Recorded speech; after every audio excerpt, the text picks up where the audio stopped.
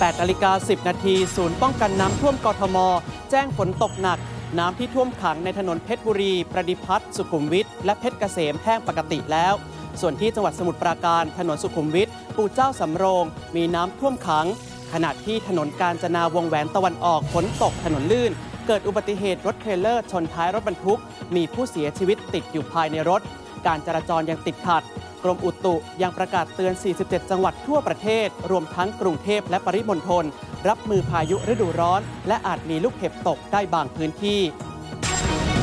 8:40 นาทีตำรวจสภ.ตากใบจังหวัดนราธิวาสเร่งหาตัว 16 ผู้เข้ารับการตรวจพิสูจน์ยาเสพติดที่หลบหนีจากการควบคุมตัวของสถานควบคุมเรือนจำโคกยามูพร้อมเข้าตรวจสอบที่เกิดเหตุสอบปากคำผู้เกี่ยวข้องทั้งหมด